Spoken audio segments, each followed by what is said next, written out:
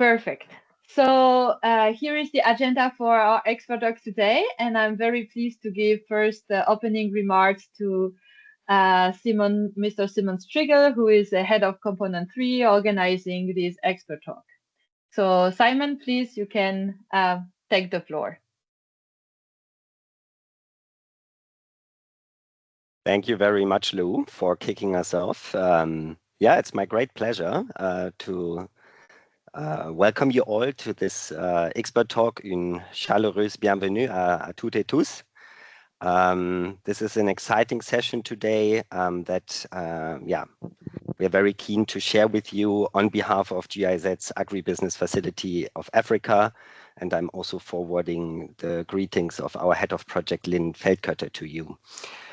We are very delighted to see participants joining from so many different locations. I've checked a bit, representing the private sector, development partners, farmer organizations, and also Pan-African institutions working at the policy level. And I believe this is a testimony of the importance of the maize sector across Africa. Maize is not only a staple across much of the continent, but also essential for food security, income generation, and it is also a driver of agro-industrial development and value addition. And this is also one of the reasons why the maize value chain is one of the priority value chains of the Agri-Business Facility for Africa, short ABF, that we are also then strengthening through the project with our partners. ABF is a joint initiative co-funded by the European Union and the German Federal Ministry for Economic Cooperation and Development. The project works towards strengthening the resilience and competitiveness of agribusinesses across Africa, the Caribbean, and the Pacific.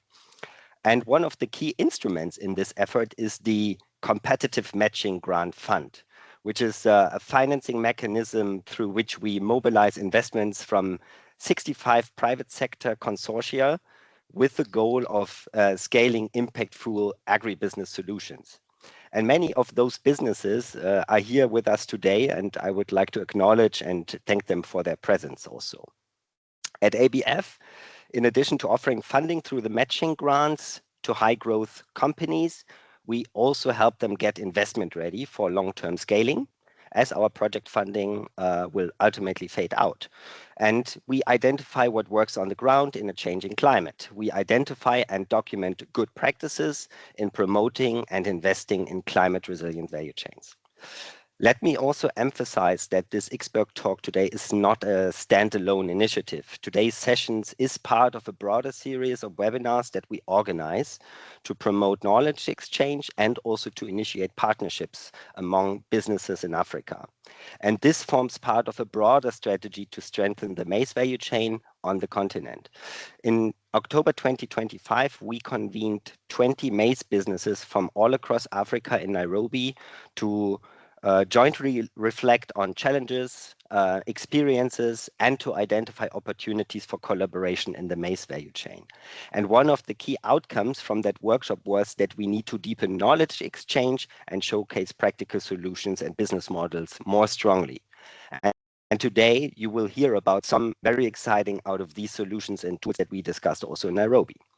I would like to thank my colleagues Lou Lefort and Hilary Marquette for organizing today's expert talk and convening us all here today. And most of all, we would like to extend our appreciation to the speakers. Today we will hear from Henry Mtende Swira, who is the CEO of Six Sigma Enterprise, one of ABF's MGF partners in Malawi. We also look forward to the input of Onesphore Cirhuza Birhaheka, CEO and founder of AGRIMOD, another aspiring MGF partner operating in the DRC. And I know that we will have very interesting insights today from Charles Muigai, who's the CEO of Mazaopesa Limited, who will share his findings from a recent study he did in the field of maize processing and value addition for ABF and AUD-NEPAD. Dear Henry, Onesphore, and Charles, we truly appreciate your time today, and we really look forward to hearing from you. Once again, let me warmly welcome you to another ABF Expert Talk. I wish us all very fruitful and inspiring discussions. And with that, I hand it back to you, Lou. Thank you. Thank you so much, Simon, for setting up the framework of the talk today. And let me welcome now my co-moderator, Hilary, to introduce our first speaker. Thank you very much, Lou, my colleague, and thank you, Simon, our head of component, for just those brief remarks and for welcoming us. As mentioned, we will go into our first presenter, who is Henry Swira from Six Sigma in Malawi. Henry, if you can hear us, please unmute and come in.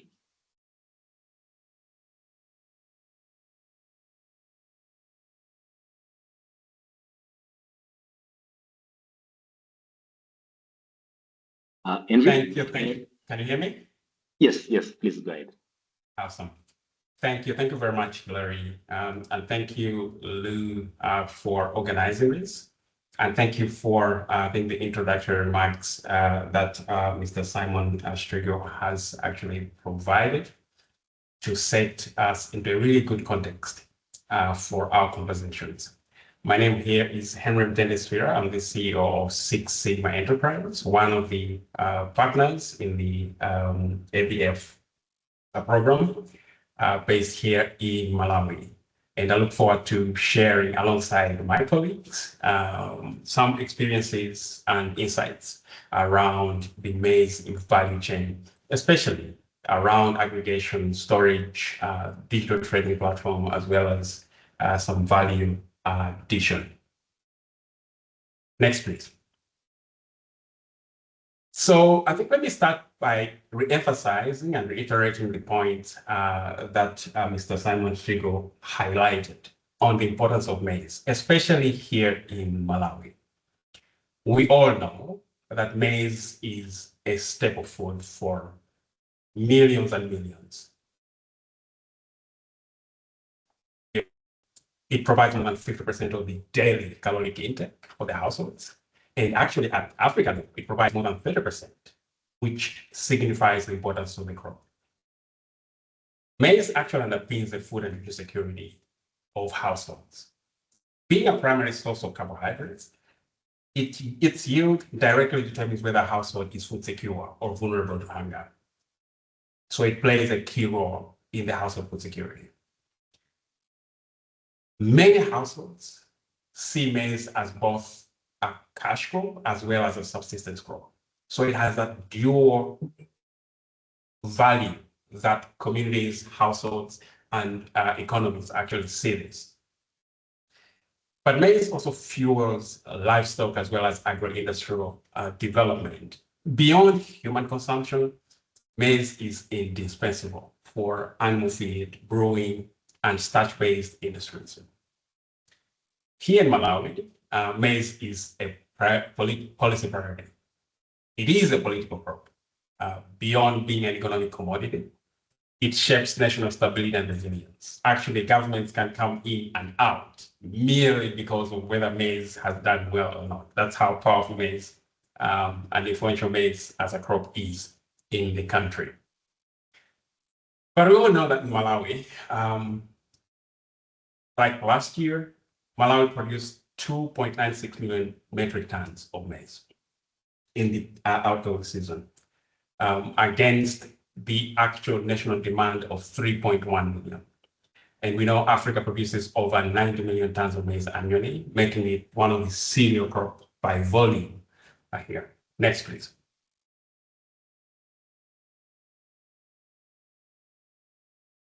But as we all know, at this moment, we know the challenges that maize as a crop faces, but also the many players that are engaged in the spread do face.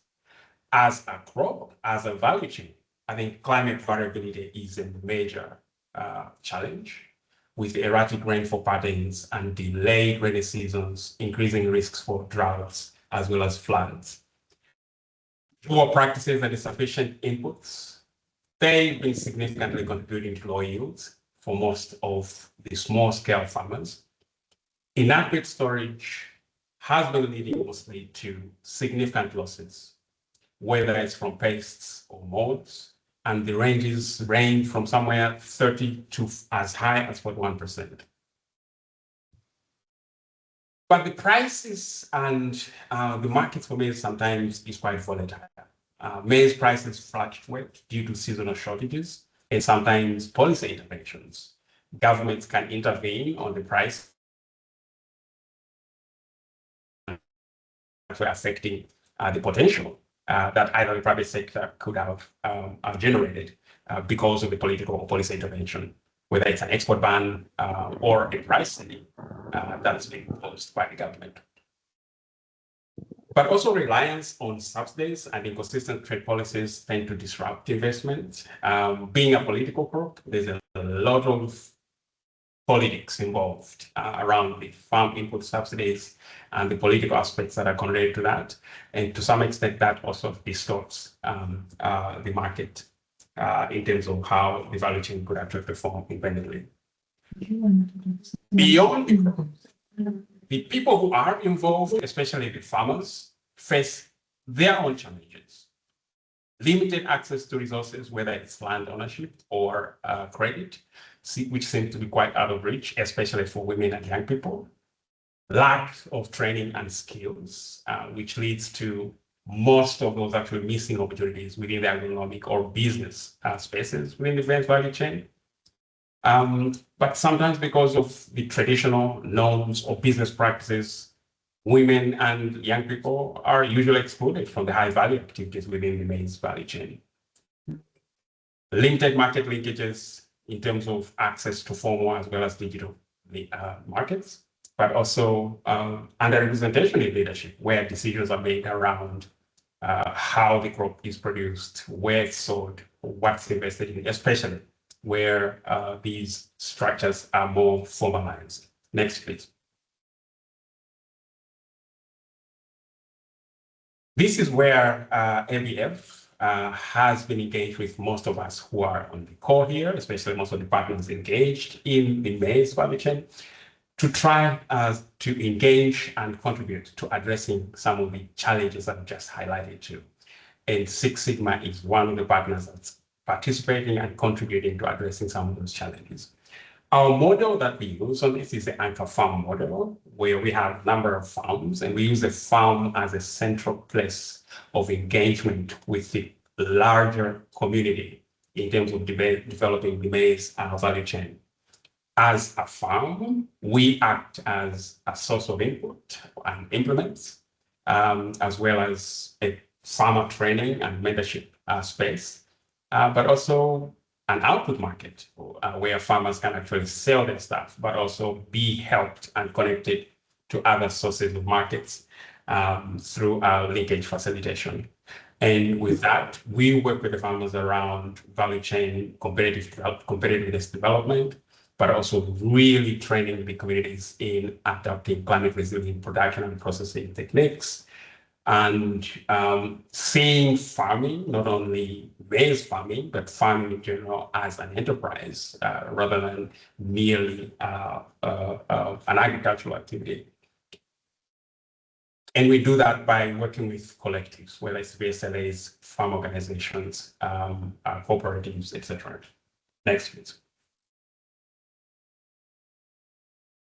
And I wanted to take this opportunity to just share with you some aspects around this work. My colleagues will share other elements on that, but essentially around the work that's going on aggregation, storage, and market linkages.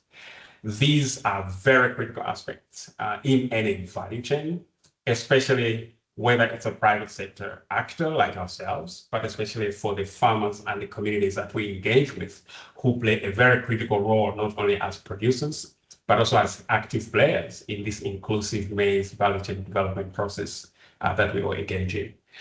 And I'll share with you around issues of the value of the cooperatives, which I think from us, this has been quite significant in terms of the contributions that this makes, but also the issue of improved storage mechanisms, the practices that are climate smart, and the value of digital technology in accelerating and strengthening the issues of aggregation, issues of storage, as well as market linkages.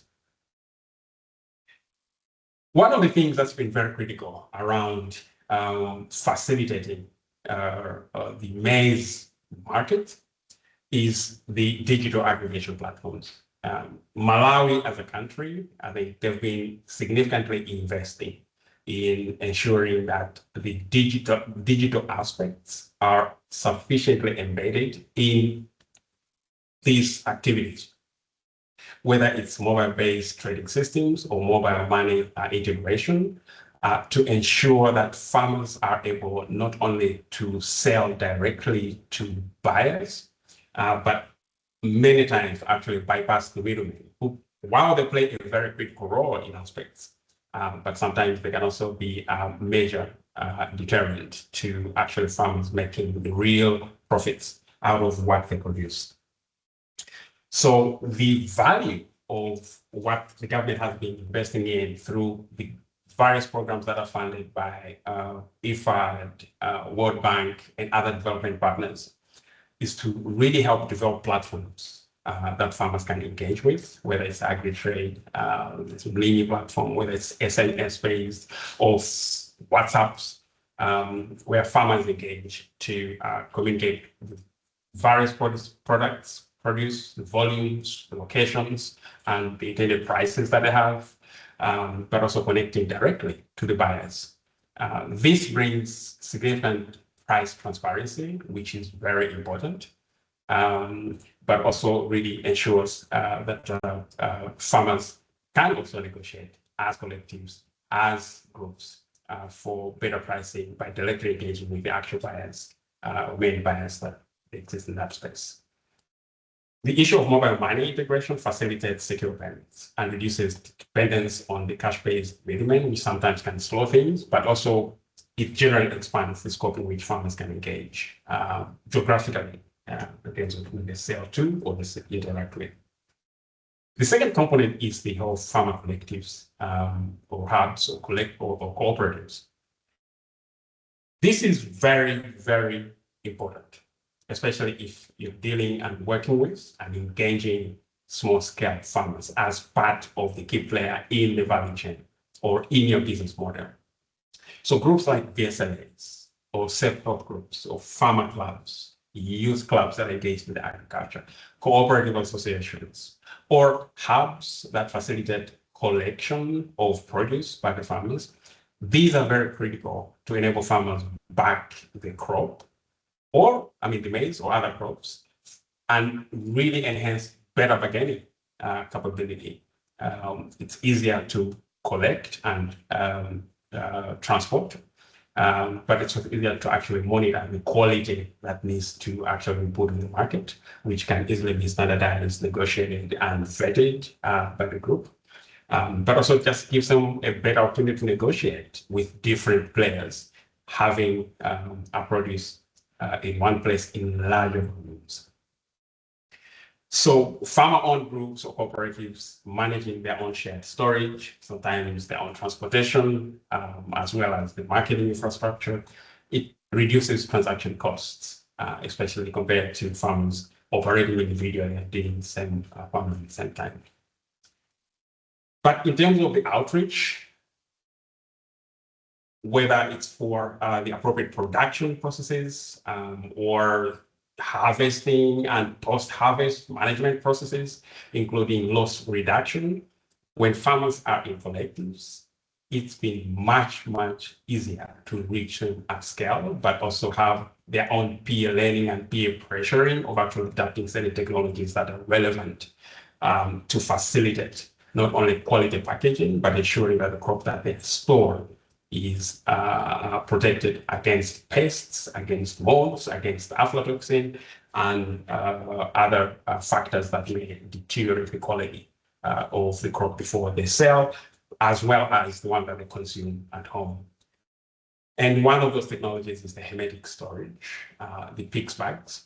In the country, this is one of the technologies that's been significantly promoted, partly because it is the suppliers, I think the sources of the bags, it's significant coverage out there. Relatively, it's lower in terms of cost, and farmers can actually get the amount of bags based on the honest measurements of what harvests or the quantities of the crops that they have. But this technology significantly reduces pest damage and aflatoxin contamination, especially if the crop itself is stored at an appropriate time with sufficient drying and appropriate moisture content to ensure that not only aflatoxin, but molds and other things don't develop while the maize is being stored in such packs. But the other is, I think, consistently engaging with the communities to really integrate into the aggregation processes all the necessary climate resilient processes, ensuring that they are storing the crop in the right warehouses, in the right storage facilities that are clean enough, especially for collective storage, to ensure that they are taking all the necessary measurements, whether it's appropriate use of pallets, proper stacking, the aeration that's required in the spaces that are there, but also protection against any humidity and water that may actually affect the crop, beyond the general risks of theft that may happen from time to time in terms of where farmers actually store their crops together. One other thing which is not as highlighted there, but it is something that's been building for a while, is the issue of warehouse receipt system, which allows farmers to store maize and access credit using the stored grain as collateral. That's something that's been working, but mostly in the urban areas. And most of the farmers engaged in that space are usually better off and medium scale to bigger farmers. Usually this kind of is slightly further away from the very vulnerable small-scale farmers, especially women and within the rural areas.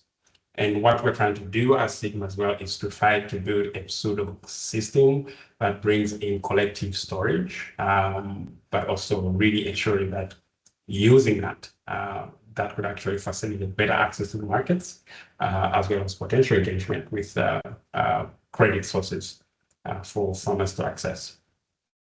The other is the whole issue of processing, which is very important for communities. They can keep the grain, but they can also keep processed maize. They can sell the grain, but can also sell the processed maize within the local markets, as well as collectively into the larger market ecosystem. So these are some of the activities that are going on around the aggregation, storage, and market linkage to facilitate better storage, to facilitate, to minimize the losses that may occur, but also to enhance connectivity to the markets into which farmers can tap in for their own economic gain from the value chain, the maize value chain, which is very critical. Next, please. Needless to say, there are a number of challenges that are critical, especially on the points that I've just highlighted around storage, markets, as well as aggregation. The digital issues are significantly affected by the limited rural connectivity and digital skills for most people. In Malawi, the digital penetration is relatively very low. The people who actually have cell phones is maybe up to 65% of the population. But in terms of the internet access and use, it actually gets to as low as 10%. I mean, sorry, 18%, which is very low. So if you are driving digital aspects of this, there is a significant issue that actually very quickly fall into to actually address. The other issue that maize faces out here is the whole issue of export bans and price controls. Bit of policy inconsistencies due to political aspects of the crop, where at times there are no exports allowed for the crop, which means that when private sector actors buy the maize with the intent of selling out, that may actually get in the way. And creates downward a kind of spiral of cascading effects, whether it's contracts not being made, but also being forced to sell at a lower cost locally of course, with the larger aim of contributing to local food security. The issue of financing, especially for key maize actors, is very critical, whether it's for infrastructure, transportation, equipment, that can actually facilitate the better actions and activities for not only private sector actors, but even the farmers around developing the value chain is, I think, something else. I already talked about climate, but also the issue of digital integration gap, where profiling as well as traceability is an issue that is currently being built in, but it's something that's like behind at this time to effectively really bridge a much more wholesome and connected digital space within selling of maize. In the larger economy, I think the inflation and the rising costs, fuel shortages, and other things come into play as well in terms of how the private sector actors engage in this space. How far can they go to access the crops, even if farmers will aggregate? At what price, if the government actually intervenes, and all other related challenges that may come in because of the significance of the crop itself. One other thing that we'll link very quickly, though, is the business model as a private sector entity. I think it is critical that we don't just look at the bottom line. It's also very critical to ensure that we balance profitability with inclusivity, to ensure that we're working with communities and communities from which we source. Communities are able to benefit as well, having this inclusive growth in mind as we're working. Digital literacy is very critical, especially if digital aspects of this is to be adapted, utilized, and benefit the communities as well as the private sector entities who are engaged in this value chain.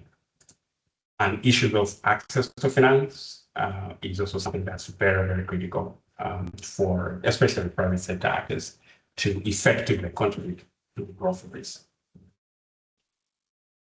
Next, please. Yeah.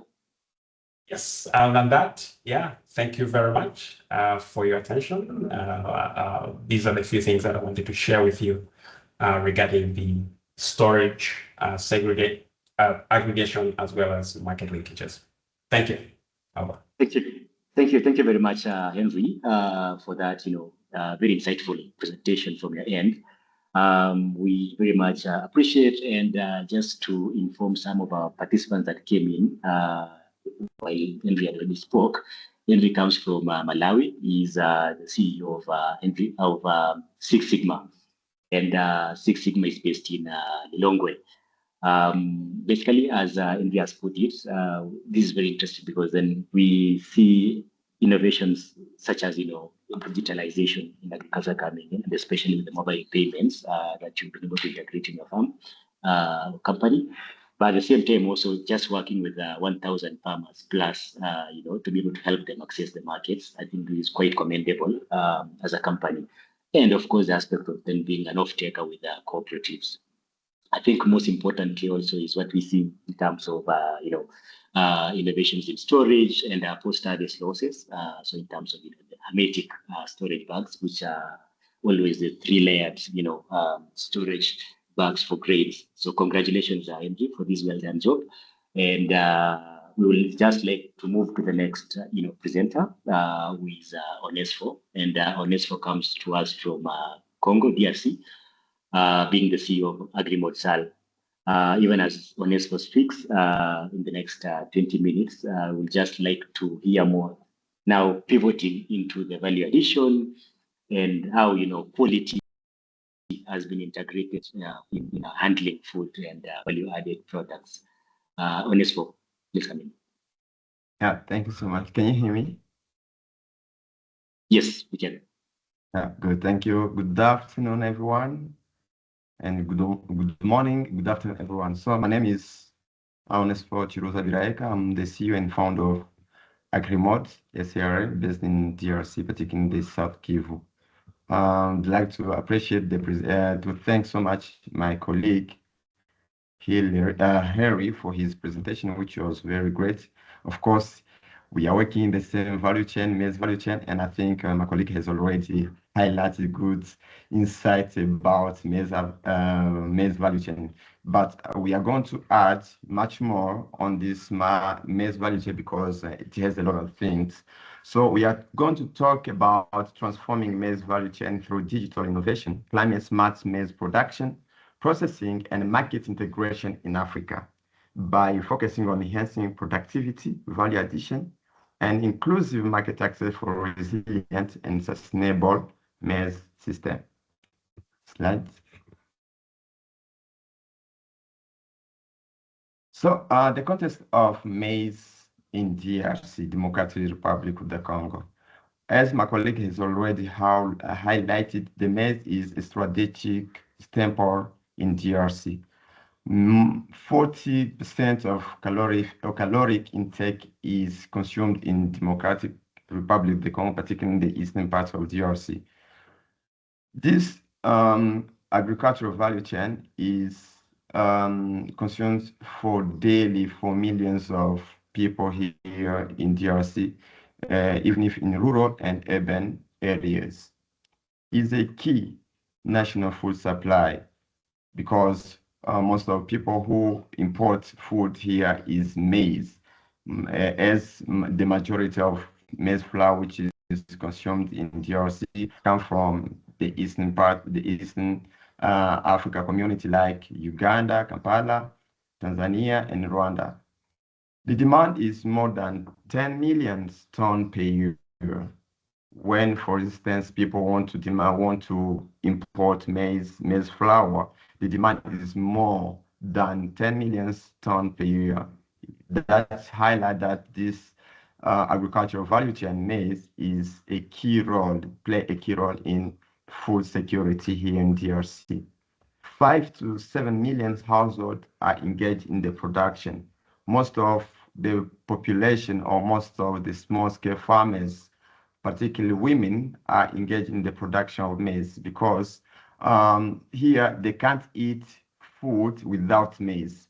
They mix those maize flour with cassava, and the people who don't mix really, he can't say that he's eating. To me, that everyone consumes maize flour, food, and really it plays a great role in the population here in DRC. Also is a critical in climate and conflict affected areas, as DRC is a hostile, particularly the eastern part of DRC is hostile areas where there is conflict, challenges. The maize play a great role in this context because even if those international organizations like Program Food and UNICEF, they look for maize flour in order to feed the displaced person, the internal displaced person. To me, that this agricultural value chain play a great role, even if here in the eastern part of DRC where there is challenges of war, where there are millions of displaced persons, where there are refugees. It's also a strong potential for agribusiness and industrialization. When we talk about business, we focus much more on maize because the population deal with the maize flour. As here in DRC, there are a mark which is called Mbale, which come from Uganda. Tons of millions of tons are coming in DRC, and they consume everything. Even if Rwanda brings their maize flour here, even if Tanzania, even if all our neighboring countries, they bring their maize flour here in DRC because they consume a lot of maize here in DRC. And it's a key food security product here. Next. Now the context and challenges here in DRC. When we talk about maize, there are a lot of challenges. Although there are some African countries like Kenya, Tanzania, which doing great in maize value chain, but there are still challenges in DRC. There is low productivity in terms of limited access to inputs. we don't have here in DRC, we don't have good seeds as there are, as for instance, in Nairobi, there is some centers which provide seed which fight against climate change, which is resilient to climate challenges. And we don't have good fertilizer which can boost the maize production, and there is lack of mechanization. Of course, there is soil degradation. Despite the huge population which is engaged in the production of maize, but there are still those kind of challenges. And of course, in terms of post-harvest system, as my colleague has already outlined it, there is a poor storage. Here in DRC, there is good storage. There is no drying, and of course, very bad infrastructure in terms of transport.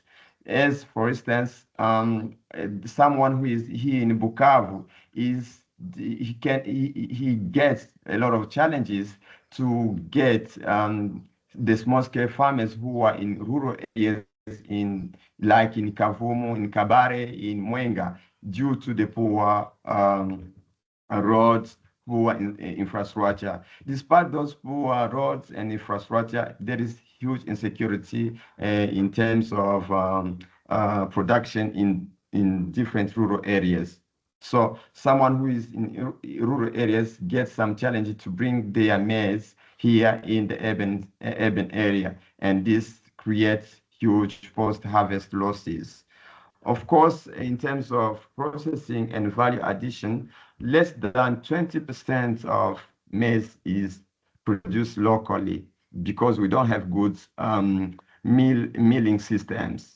That's why all our maize that we consume here come from, maize flour that come from Uganda, where there are good millers, in Tanzania and Rwanda. But as GRC speaking, innovator, there are still a lot of challenges in terms of maize value chain. And of course, in terms of connecting small-scale farmers to potential markets, it's also a great challenge here in DRC, as I have already outlined. Someone who is in rural area gets great challenges to bring his or her maize in urban area. You know why? Because there is no good road. He fear or she fears about insecurity, and he doesn't know, she doesn't know how to bargain the price about maize. Those kind of challenges, really, they are bringing the maize value chain in DRC at the lowest place in terms of agricultural value chains. So climate vulnerability also play a great role in terms of hindering the maize value chain. Floods, droughts, irregular rainfall, and low climate smart adoption. As we don't have good system here in DRC, so small scale farmers, particularly women who are in different rural areas, and youth face those kind of challenges in terms of climate challenges, because the government doesn't avail those systems that really can help so small farmers to face against those climate challenges, droughts, irregular rainfall, and climate smart adoption. Next, please. So now, apart from those challenges, of course, there are some people who are working hard days and nights in terms of innovation solution, and parts of our initiatives as AGRIMOD, we are bringing some solution that really can help the maize value chain in DRC, and particularly in the Eastern Africa community. We have developed a system that is called Mavuno Digital, that of course has 3 features that really can digitalize agricultural value chain, particularly maize. So among the features, we have AGRIMOD Academy, which is an artificial intelligence integrated learning, digital learning platform where small-scale farmers who are everywhere in Africa, East Africa community, can learn in their different dialects. Because we according to our experience here on the duty station and across East Africa community, we have understood that those who are engaged in the maize value chain, they are those small-scale farmers, particularly women who didn't go to school, young people who didn't go to school, who don't know English, who don't know French. Now, we have found out a solution. We have brought a platform where really can empower those farmers, particularly women, in different rural areas across East Africa community where they can learn into their different languages. And this platform has integrated all the languages which are spoken in Africa, in East Africa community. So someone who didn't go to school, he can learn, or she can hear, he can listen, or she can listen our courses, which are, of course, in partnership with GIZ Agribusiness Academy, into his own dialect without any problems.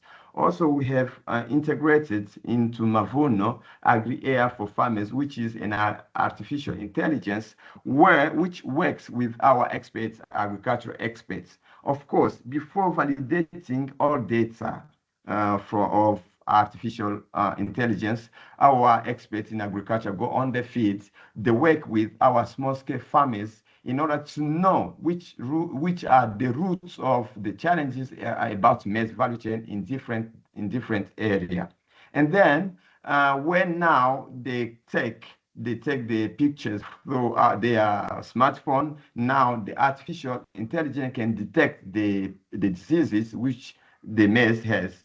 Now, by combining our data of our agricultural experts and with our tools of artificial intelligence, then we can know which solution that we are going to bring to the area or for the small-scale farmers, so that there can be good production of maize in the target area.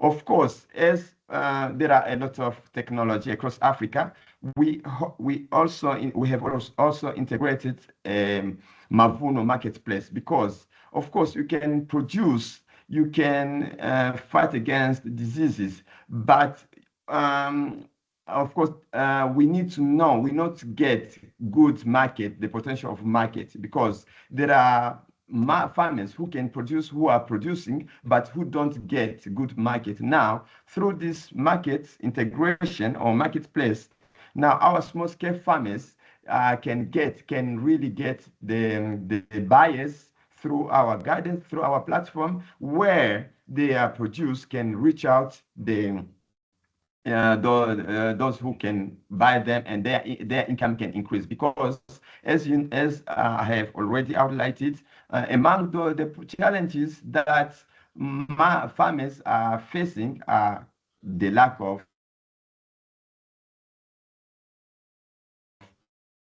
post-harvest losses, because in different rural areas where those women who didn't go to school don't know how to look for good market, don't know how to bargain about the price of maize, but where AGRIMOD now has brought a solution where they can find easily the buyers. Now their income is increasing, and really they are saying thank you for our partners, as I have already highlighted GIZ, and for everything that we are doing, because those who are producing like less than 1 ton of maize, now they are now producing more than 2 tons of maize, and those 10 tons don't stay home. We brought them to potential markets, and this bring income for them that help them to pay education for their kids and for their livelihood. Next. Yeah, so according to the value addition and processing of opportunities in DRC, and particularly in the East Africa community. So here in DRC, the majority of maize, like 85%, is sold as a raw grain. And this really doesn't bring good income for small-scale farmers. As an experience here in DRC, most of farmers, sometimes they sell their maize when they are still plants. They don't wait the maize to reach the step or the period of harvesting. When the maize, now they are growing their seed plants, now they look for some people who can buy those maize. Imagine when they sell those kind of maize, they get less than 50%, $50 as a profitability. And the problem which pushed them to sell those maize, the poverty, the situation of the context of the area here in DRC. But there are opportunities, of course, even if they can sell their maize at the raw grain, but there are a lot of opportunities as processing maize here in DRC, maize flour play a great role because most of people, they are affording them from foreign neighboring countries. So maize can be for feed because most of people, they use maize for feeding their family, and fortified flour for babies as a porridge and blended foods. Of course, there is another opportunity is industrial use. Maize is used as brewery, animal feed industry. Sorry. And according to impact potential in the maize value chain. So there is a huge income increase when the maize is processed.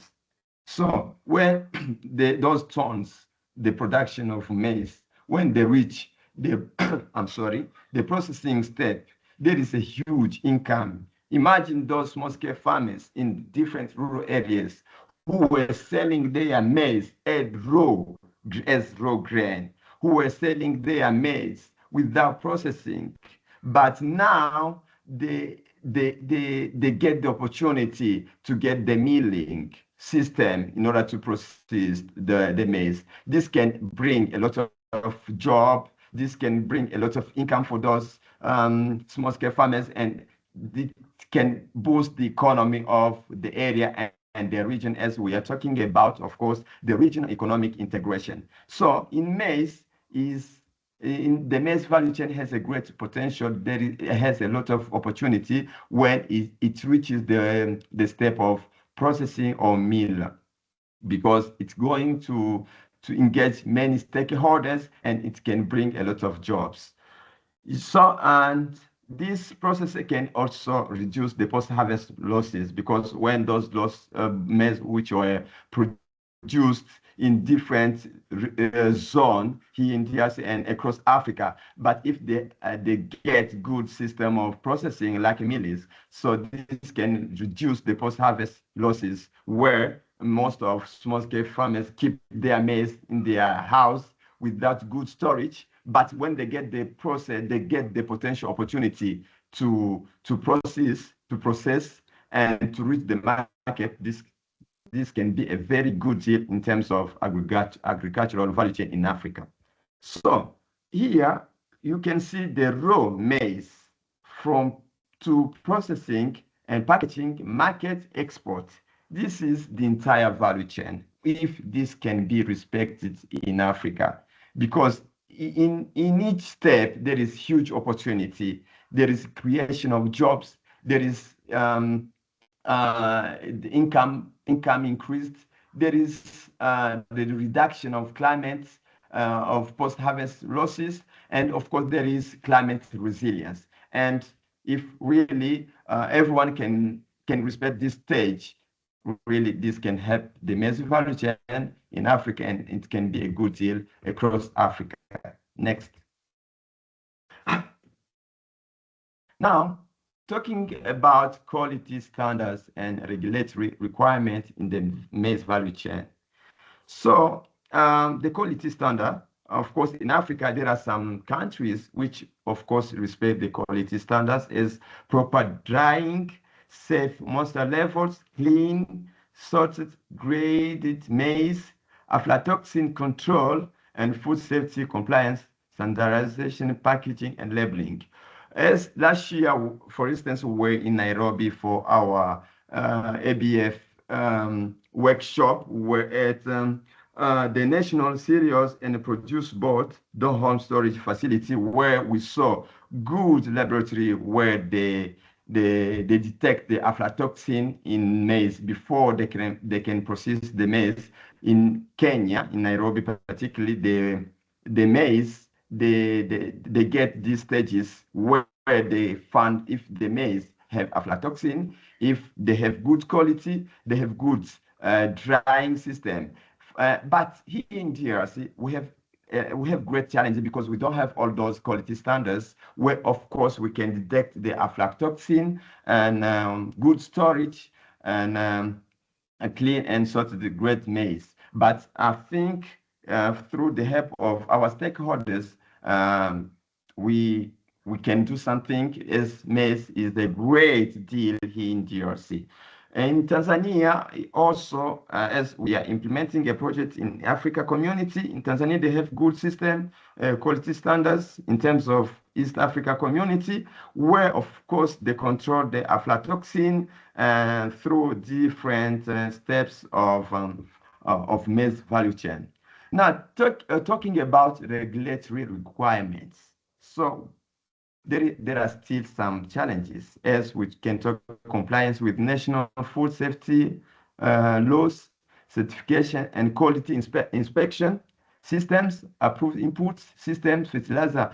Of course, when young people or entrepreneurs want to make the maize or the business of maize across the region, let me take East Africa community, there are still some challenges because, for instance, if I want to import maize which are produced in Tanzania, as we have already signed a memorandum of understanding with one of my colleagues who is based in Tanzania, he has produced 500 tons of maize.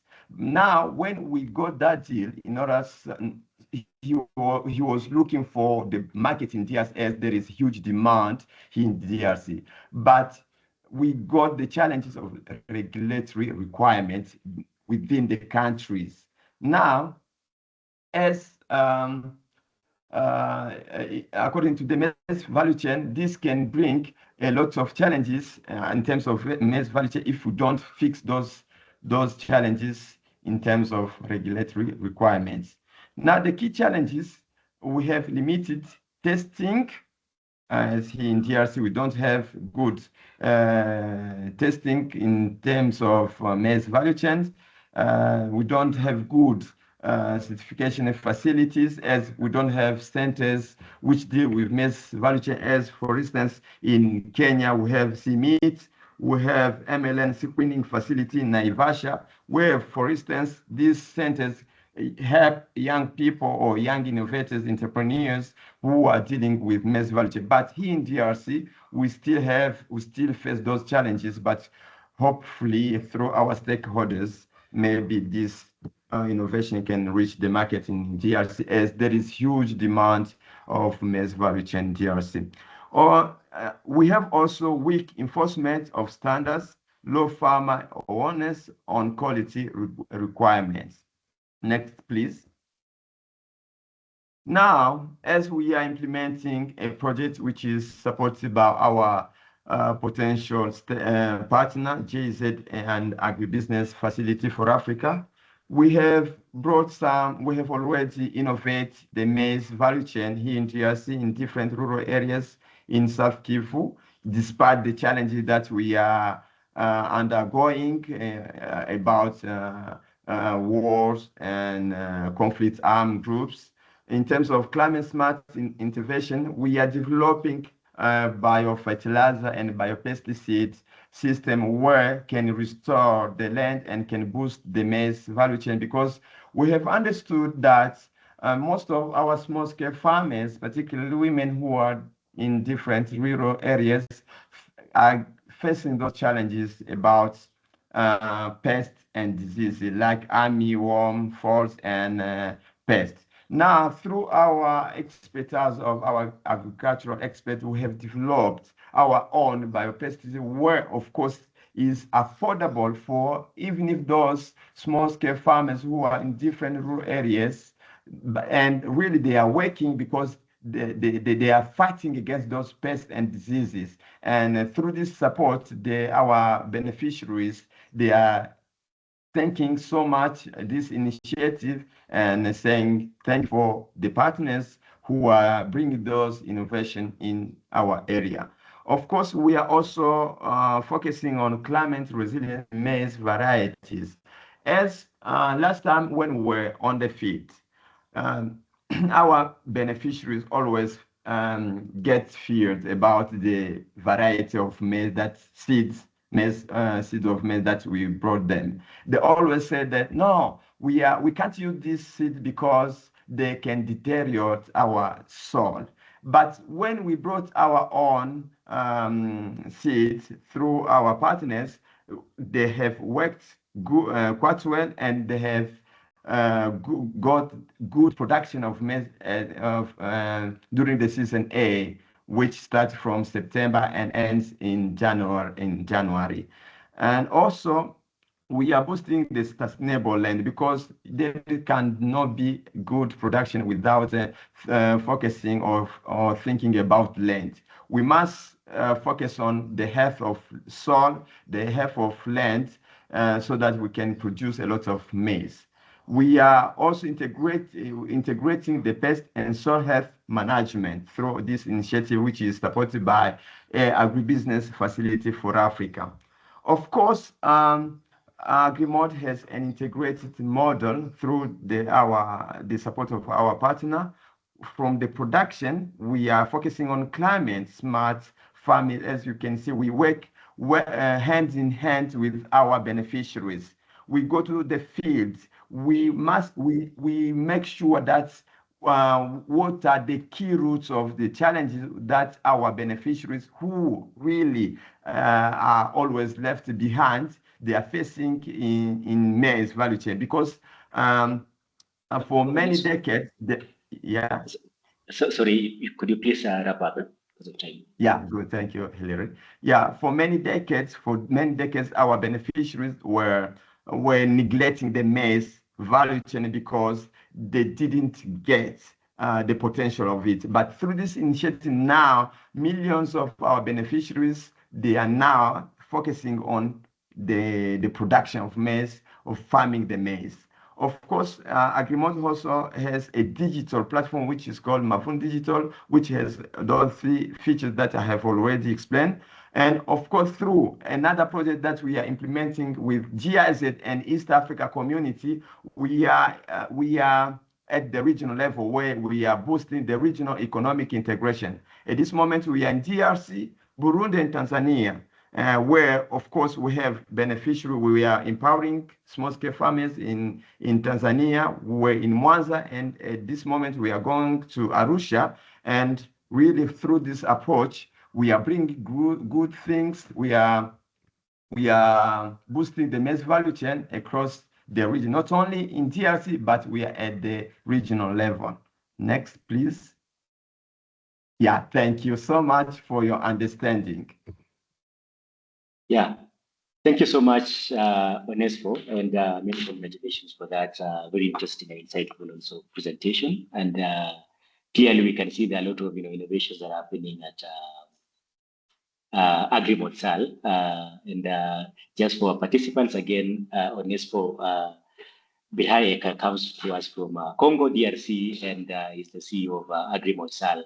And I think just to take 30 seconds to appreciate, the fact that we've seen quite a number of innovations that are within this organization, especially around, the academy, but also aspects of AI being used for, trading farmers, but also accessing markets, and especially with the Mavuno, digital transformation, which is an app. So this is quite interesting to see that, AGRIMOD SARL can just use an app to, scan a crop and be able to advise farmers on whatever, minerals or requirements that plant either is missing or requires. Thank you so much, Onesphore. And finally, also to congratulate you because there's a lot of interest in what you've been doing, especially in East Africa, but also with very many partners. And if there are any questions, indeed, this is the moment that you can also just pass it to Onesphore. Good. Then at this moment, I'd like to bring in my colleague, Lou, to continue from here. Yeah. Thank you so much, Hilary, and thank you to our first speakers. We are a little short on time, as always, with this insightful inputs from our partners, but we have a last one for today, which I think, Charles, if you could keep it concise, would be super helpful, but we are very honored to have you here today. Charles is the CEO, but also the founder of Mazaopesa Limited, which is agribusiness consulting firm with over 20 years of experience in program management and consulting experience in agribusiness research and development across Africa.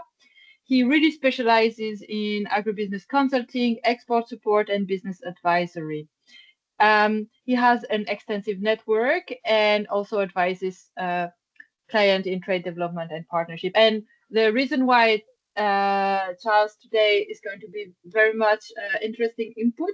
He comes today from also a research perspective, as he conducted a study for AUDA NEPAD and GIZ, as commissioned by AUDA NEPAD and GIZ, the baseline study on operational performance and threshold operational optimization of 20 mediums and large-scale agro-processors in Africa. And so he will be presenting the result that in correlation to maize. And if you could keep it to 15 minutes, that would be helpful so we can take some question afterward. The word is yours, Charles. All right. Thank you very much, Lou and Hilary, for convening this important event. Thank you, my predecessors, Onesphore and Henry, for setting the pace and context for this discussion. My name is Charles Muigai, the CEO of Mazaopesa, a consulting agribusiness firm in Kenya, working across Africa. And I'll be delighted to present these findings of a study commissioned by Africa Union Development Agency and NEPAD, with the funding of GIZ, to find out the situation of agro-processing in Africa. And we focused on 4 value chains: the dairy, maize milling, beef, and cashew nuts. But for this context, we are focusing on maize. But to bring you to speed, because agro-processing in Africa, well, it's similar across value chains. You can see that there are so many impediments to optimal utilization of the installed capacity. And what we found is that the 4 value chains are operating suboptimally because of various issues. Demand variability, access to raw materials, supply chain challenges, and all those value chain impediments that were working against the farms.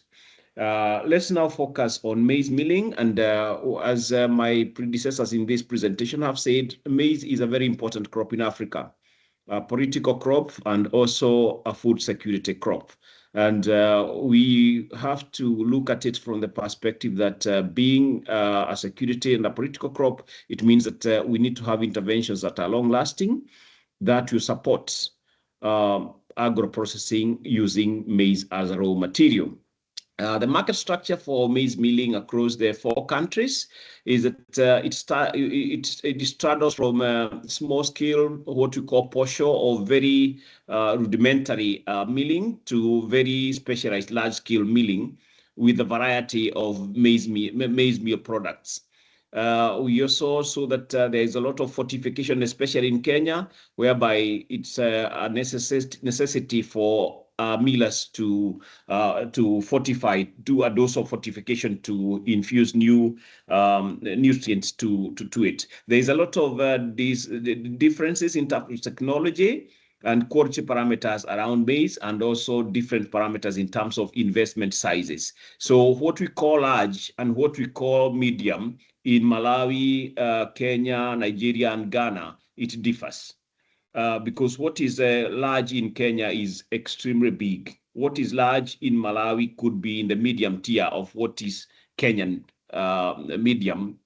And that tells us to understand the landscape of how we relate. And we'll see in the next slides how these forms in terms of understanding how the agro-processing in the maize sector operates.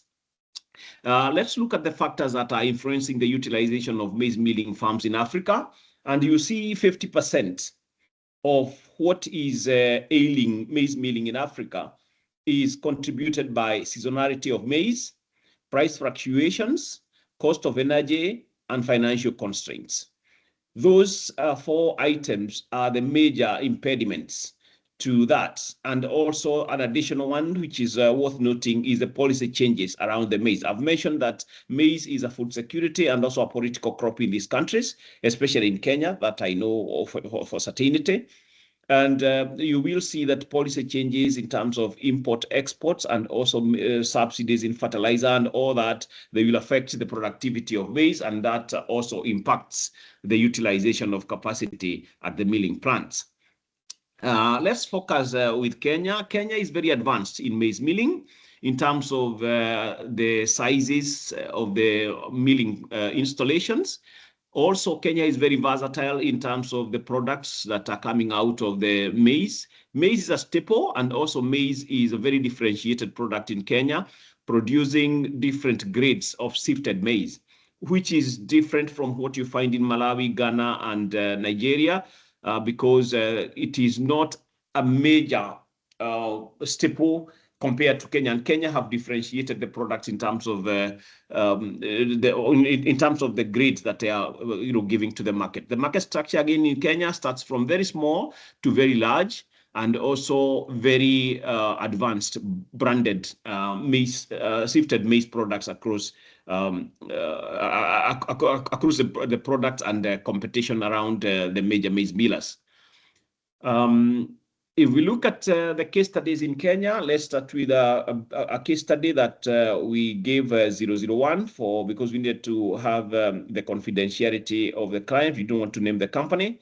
And what we saw is that the company had a throughput of our capacity utilization of average 74% between year 23-24.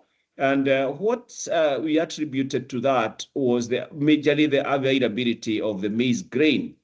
However, we also looked at the efficiency conversation around it with our methodology informed by what we call the overall equipment effectiveness. And overall equipment effectiveness means what is the availability factors, efficiency factors, and the actual output and operational efficiency of the farm. And we saw that in this case study, the company had very superior equipment. And we looked at the availability of the equipment, the performance, and also the efficiency of their outputs. And we saw this company was standing at 67% of the overall equipment effectiveness. And overall equipment effectiveness is an index in the world in terms of what is a world-class overall equipment effectiveness benchmark. And the benchmark for that is 85%. So we can see this case study scored well at 67%, which is within the target range of any operational manufacturer. And you can see that rates very well with the actual output of 75% for the year 2024. Let's look at the next case study, which is a medium tier or a medium category miller. Again, we compare with how the performance of the large maize miller in Kenya and the typical medium category miller. And we'll see that the category of the medium miller, the output for the year 23-24 was 45-46, averaging, let's say, 46%. And you will see again, the medium miller in Kenya, the overall equipment effectiveness was okay, based on the world-class benchmark. It was at around 65%, which is still an encouraging, meaning that the soundness of the equipment and the facility was good. But however, the availability of the grain maize made the company to operate at 46%. That is totally suboptimal, below average. And we will discuss why that happened based on the findings we will come through. The summary of findings in Kenya says that the challenges highlighted in case 1 and case 2, the case 1 being the large and case 2 being the medium, is that the variability of maize supply. Driven by drought, climate variability, and regional production shortfalls, it creates dependency on very costly imports. So that impedes capacity utilization. Rising input expenses, including transport, energy, and other operational factors, again, were hindrances to optimal utilization. Again, at the same time, there is serious competition in Kenya on private labels, products, and also evolving consumer preferences, which intensifies market pressures. So those are the factors that we derived from the scenario and the outcome of this. For the medium millers, the major impediment was working capital. Because they didn't have working capital enough to stockpile enough grain maize for the season, they had a shortfall, and that is why their capacity utilization was lower. If you look at the larger category, they are better capitalized with the working capital, and they were able to get enough grain stocks for them to be able to achieve a 75% utilization of their throughput. If we go to Malawi again, Malawi maize milling is not as developed as in Kenya. And in Malawi, the maize meal produced is more of a uniform product rather than a differentiated product, as we see in Kenya in terms of sifting and refining.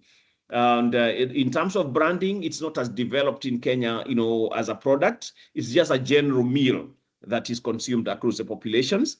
And there are major companies there: SunGold, Food Processing Limited, Lab Processors, Cipri Mills, and Bakresa, which also, again, we found it shut down 10 years, which was one of the biggest maize millers in Malawi. We will see why they shut down in the coming slides. 001 case study in Malawi, in Lilongwe, we saw they were operating at 68% in terms of the annual throughput. And again, the health of the equipment or the manufacturing entity, we saw it was at 61% based on the world-class OEE, overall equipment effectiveness threshold of 85%, meaning the installation is okay, it's good, but the impediments around the supply chain, around the seasonality of the crop and all that, the finance and all those factors that I've mentioned, were the impediments now to optimal utilization of the facility. Let's go to case 2, a medium tier category in Malawi. And again, it reflects the same thing with Kenya. The Kenyan medium tier was at 46% of the throughput, but in Malawi, this case study is at 60, an improvement based on what we found cutting across the medium tier category, maize millers. And I deduced this better performance of the medium tier because this company was given a contract by a brewery. So they were doing more of maize milling for the breweries than the consumer markets.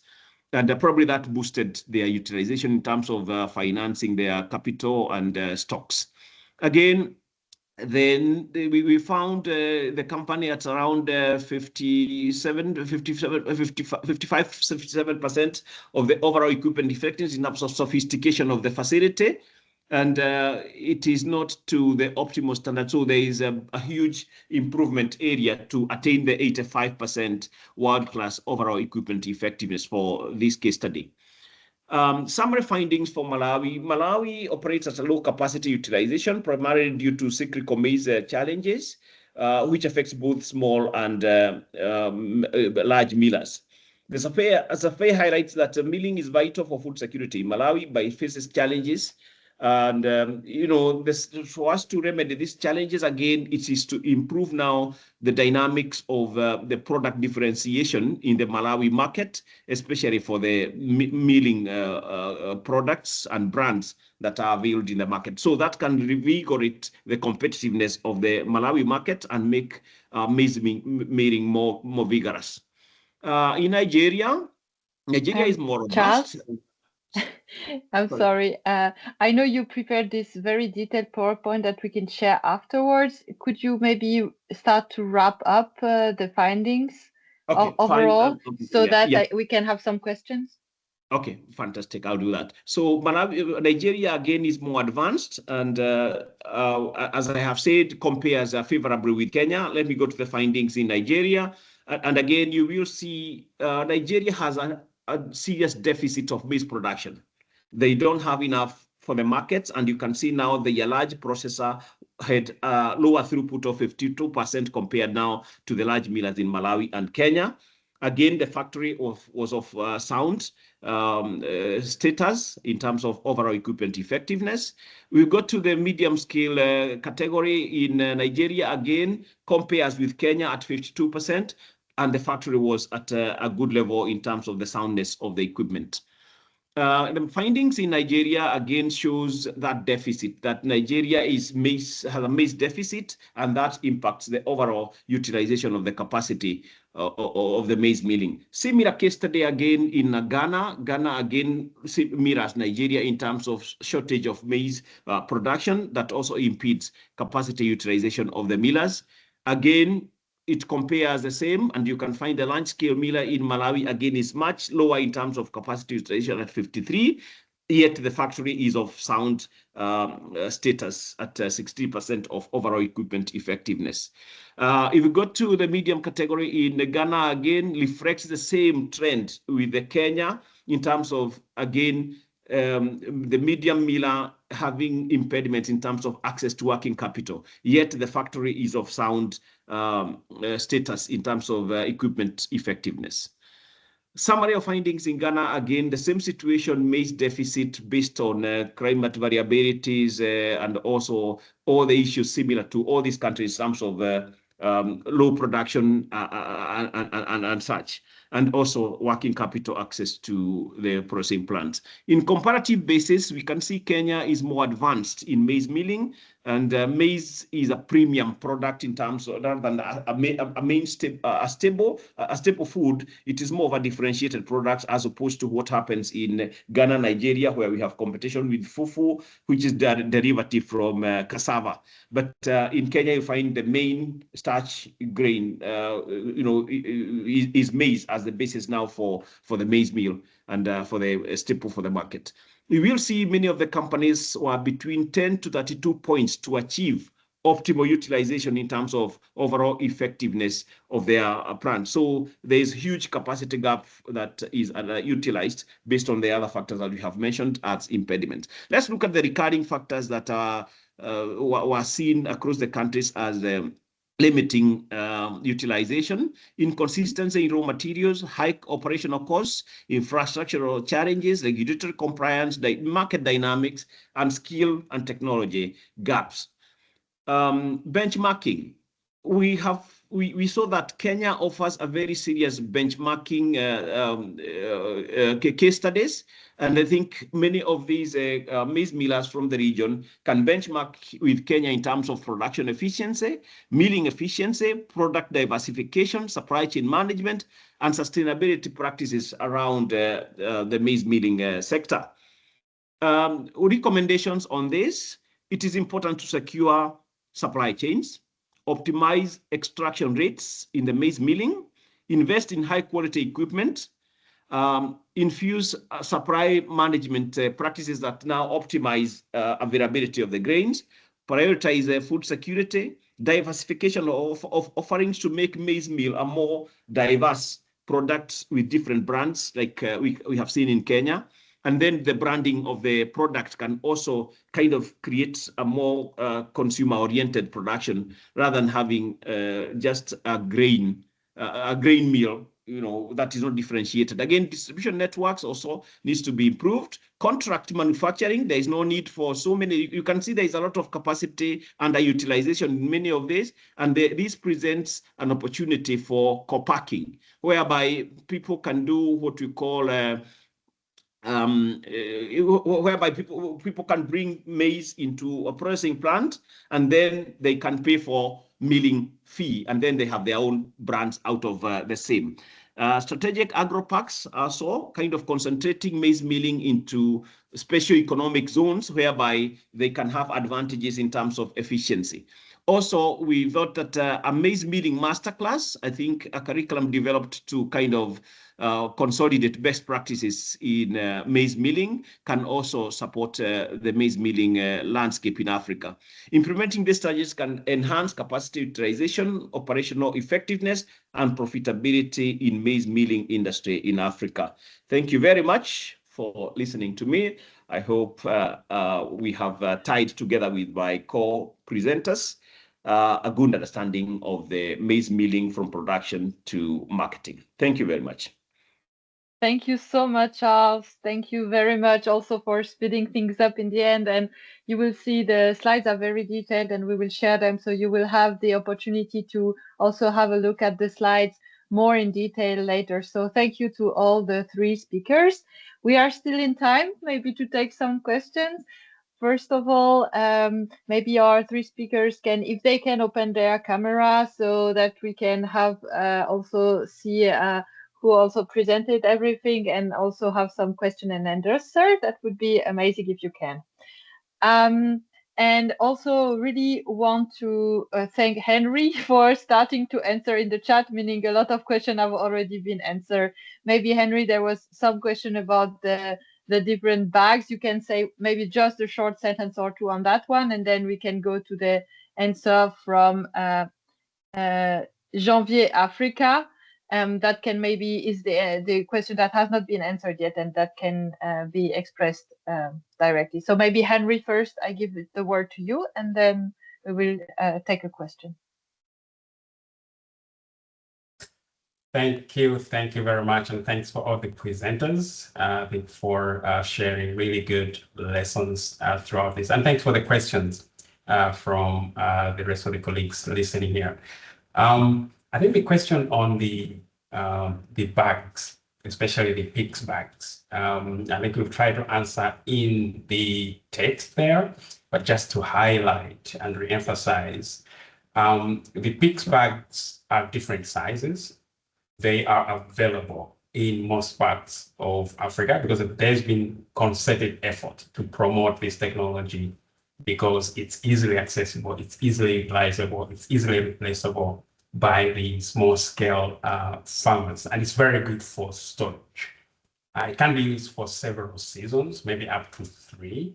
It has to be understood that the material for which these bags are made are not necessarily durable to the point that you can use 4 or 5 seasons. And depending on how well you handle the bags themselves, they can also deteriorate quite quickly. So they're really good for storage. But when it comes to transportation, because of the risks that are involved of abrasion and other things on the way, they can easily tear and lose their actual capability to keep your crop safe. Should you reuse the bags, it's also very important that you take care, not of a number of things. Make sure that the bag itself still has the necessary quality. There are no holes that have been developed. There's no any damage that you may observe, so that doesn't bring in the weakness just at the moment when you're starting to use it. Mm-hmm. Okay, so that's what I would like to add. Yeah. Thank you so much, Henry. I think that was first of question, and then I saw question in the chat that were answered, like for example, name of the case study was shared, Hello Tractor, to see how farmer can book tractor services via app or SMS, and that was very useful, I think, as well. And now to a question from, the username is Janvier Africa, is what they see as a big challenge for the maize value chain is limited access to mechanization infrastructure for land preparation, planting, weeding, harvesting, and threshing. And these have huge impact of cost of production. And it is also highlighted that poor access to finances pushes farmers to sell their productions as harvest, creating room for speculators who bulk maize grain for better gross margin. What are the smallholders' adapted technology and services that may provide solution to these challenges? So I think some of it is answered by the comment on the tractor, but maybe there is another comment that you might have, Charles or Onesphore, on that question specifically.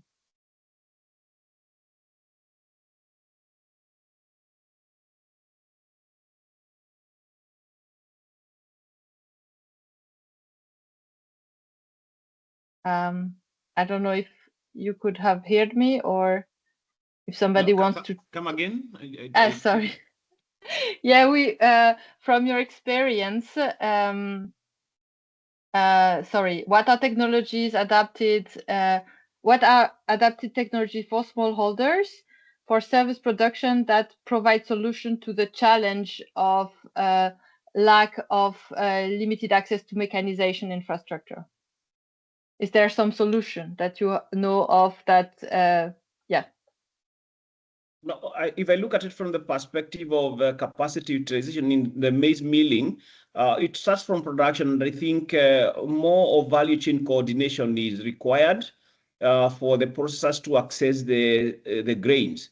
And some of the innovations that can come through, or some of the practices that can be done, and Henry was very spot on that, is about the aggregation of the grain. And if you look at Africa, there are no serious cooperatives dealing in maize. And I think that is an area that probably can support capacity utilization, because through cooperatives, aggregation and consolidation can provide enough stocks that can be accessed by maize millers, because and that can support the variability and seasonality of maize, and also put price stabilization mechanisms around the grain, because again, price was a major impediment in terms of grain access to maize millers. Thank you. Thank you so much. Do you have also anything to add on that answer, Onesphore, from your perspective?